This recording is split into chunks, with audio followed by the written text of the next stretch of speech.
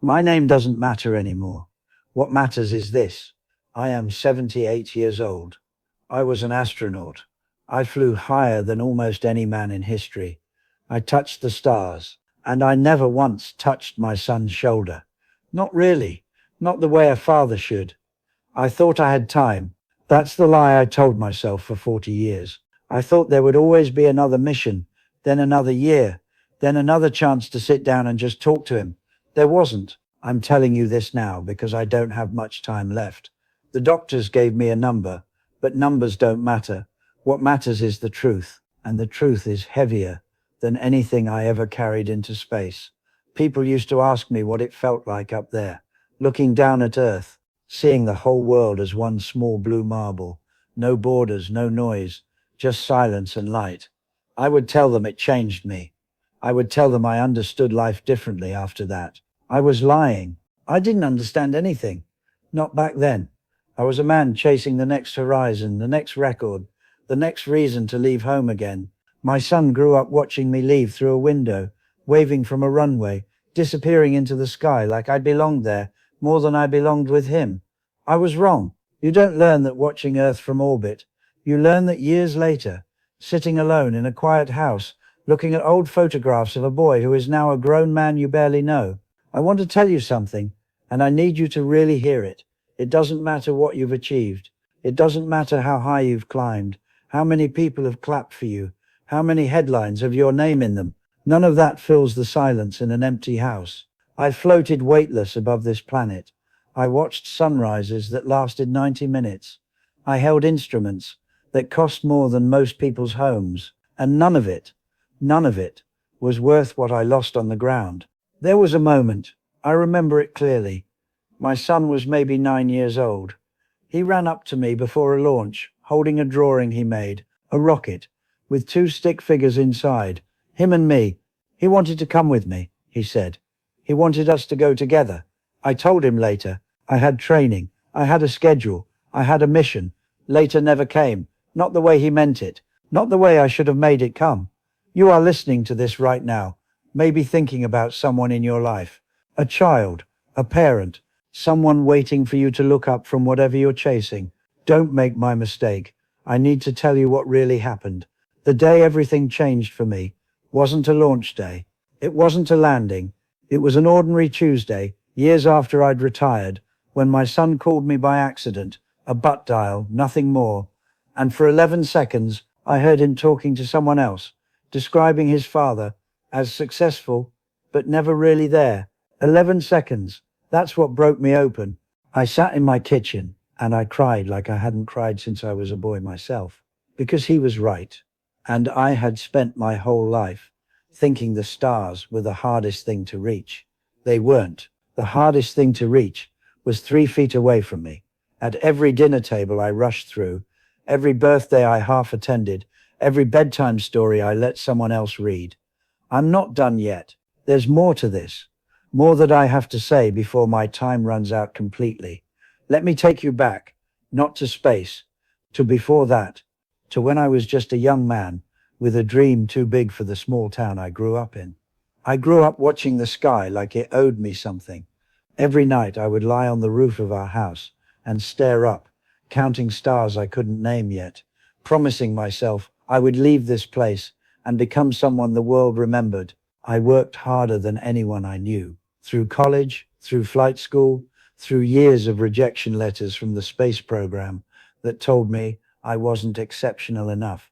I kept pushing, I kept sacrificing. I told myself the sacrifice would be worth it one day.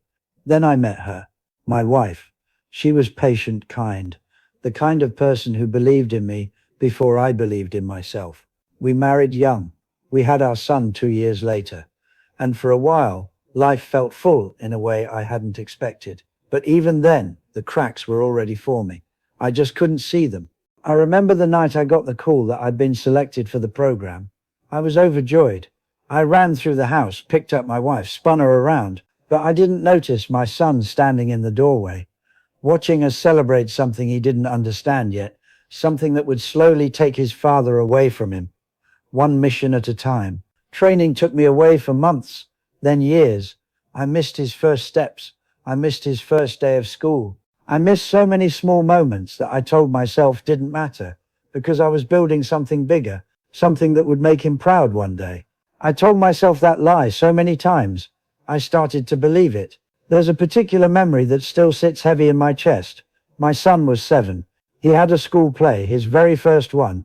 He played a tree, just a tree, standing in the background, barely speaking. But it was his moment. He had practiced his 3 lines for weeks. I was supposed to be there. I promised I would be there. A scheduling conflict came up. A briefing I couldn't miss. I told my wife to record it for me. I told myself I would watch it later, that it would be just as special on a screen as it was in person. I never watched it. The tape sat in a drawer for years. I found it decades later, dusty, untouched, and I couldn't bring myself to press play even then. Some wounds you create yourself, and you carry the guilt of them long after the moment has passed. You see, from the outside, my life looked perfect. A devoted astronaut, a loving husband, a proud father. That's what people saw. That's what I let them see. But on the inside, something was breaking quietly, piece by piece, mission by mission. My wife tried to tell me. She would say things like, "He needs you here, not up there." I would nod, promise to do better, and then the next opportunity would come, and I would choose it again. Every single time. I thought I was giving my son something valuable, a name to be proud of, a legacy, a story to tell his friends. My dad touched the stars. I never once asked him what he actually wanted. What he wanted was simple. He wanted his father home for dinner. He wanted someone to teach him how to ride a bike, someone to sit beside him during thunderstorms, someone who showed up not because it was convenient, but because it mattered more than anything else. I gave him achievements instead of presents, and presents is the one thing achievements can never replace. The turning point came on a day I never saw coming, not during a launch, not during a mission. It came on a quiet afternoon, years after I had already retired from everything. The missions, the fame, the constant motion that had defined my entire identity. My son was 26. He had grown into a man I barely recognized. Not because he had changed so much, but because I had been absent for so many of the years that shaped him. We spoke occasionally, birthdays, holidays, short, polite phone calls that never went deeper than the weather or his work. Then one evening, my wife called me into the living room. Her face told me something was wrong before she said a single word. There had been an accident. My son, a car crash on a rainy highway, returning home from work. I remember the drive to the hospital more clearly than I remember walking on the moon's dust-covered cousin, the simulators we trained in for years. Every second stretched longer than any orbit I had ever completed. I prayed in a way I hadn't prayed since I was a child, bargaining with a universe I had spent my whole life trying to conquer. He survived. But in that hospital room, sitting beside his bed, watching machines breathe for him when he couldn't breathe steadily on his own, something inside me shattered completely. I held his hand. I don't think I had held his hand since he was small enough for me to carry on my shoulders. And in that sterile, quiet room, I whispered the words I should have said 1,000 times before. "I'm sorry." He was unconscious. He couldn't hear me, but I needed to say it anyway, because if he didn't wake up, I would have to live the rest of my life knowing I never said it at all. That night changed everything for me.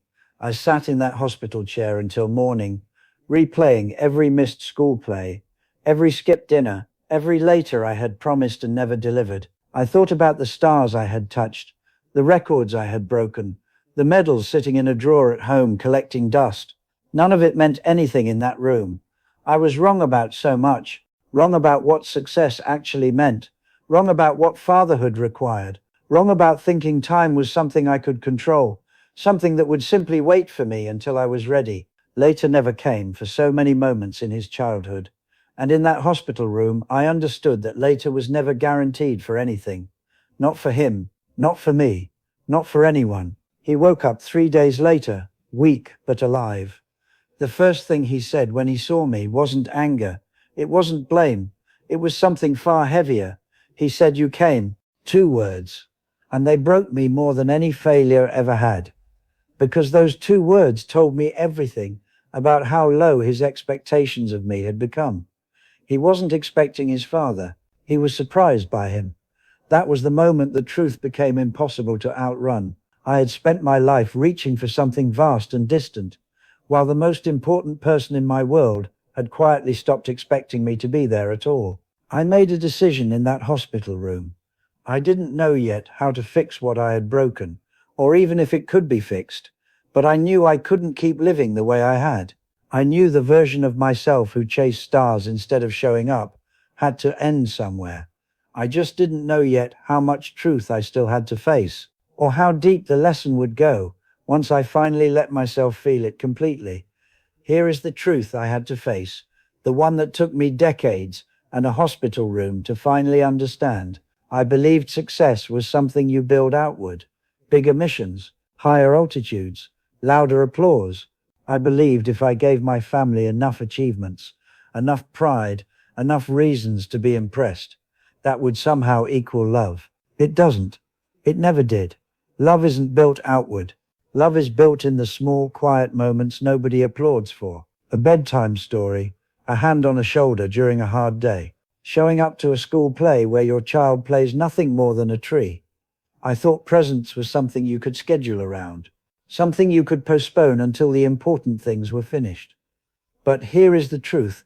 There will always be something important pulling at you. A deadline, a mission, a meeting. Life will always offer you a reason to choose later.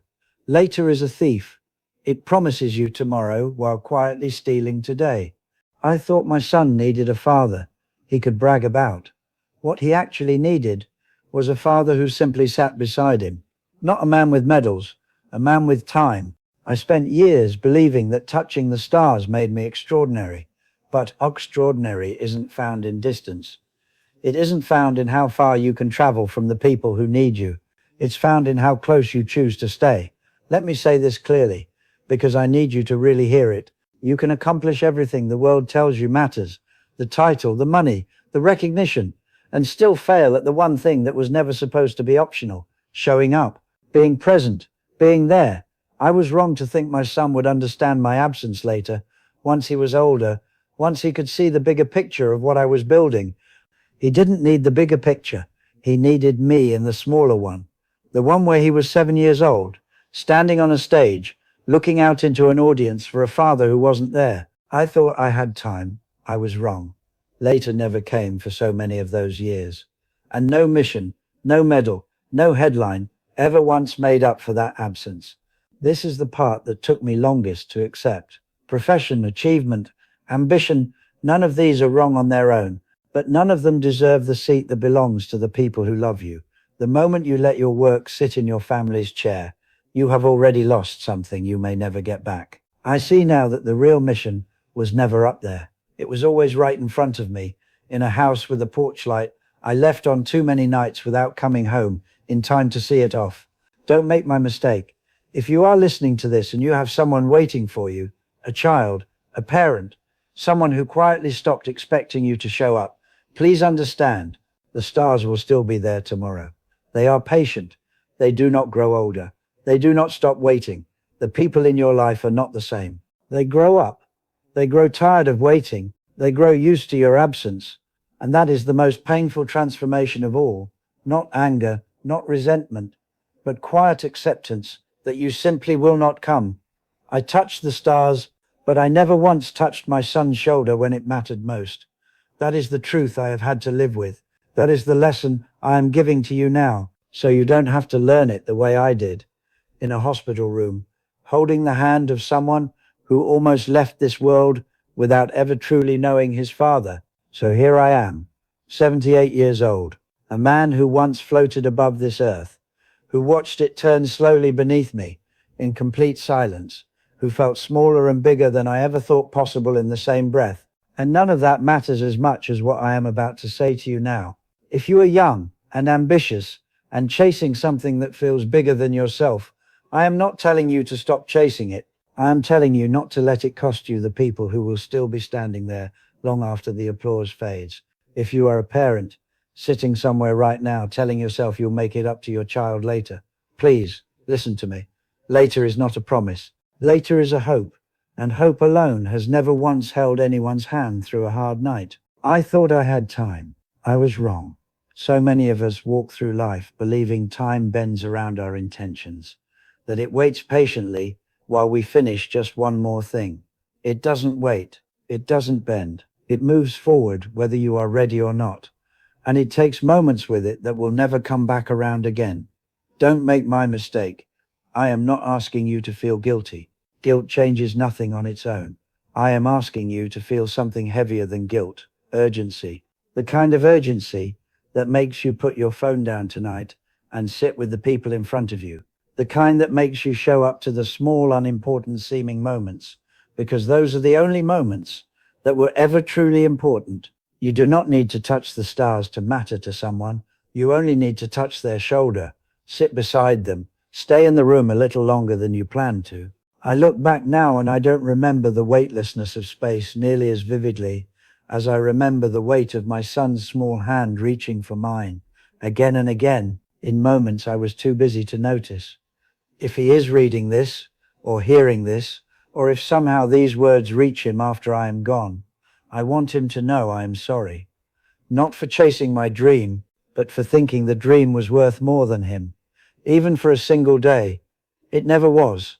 It never will be. To you, listening right now, somewhere, someone is waiting for you to choose them over whatever is pulling you away. A call you haven't made, a visit you keep postponing, an apology sitting quietly in your chest, waiting for you to finally say it out loud. Don't wait for a hospital room to teach you what I had to learn the hard way. Don't wait for an accident or an illness or a quiet, ordinary Tuesday that changes everything to remind you what truly matters. I was an astronaut. I touched the stars. And on the day I die, none of that will be what I think about. I will think about a small boy on a stage, playing a tree, looking out into the crowd for a father who wasn't there. I will think about 11 seconds on a phone call that broke me open. I will think about a hand I held too late, in a room that smelled like fear and regret. If you remember nothing else from what I've told you, remember this: the stars will wait for no one, but the people who love you are not stars. They are not patient forever. Go to them, sit with them, touch their shoulder while you still can. I was wrong. Don't be like me.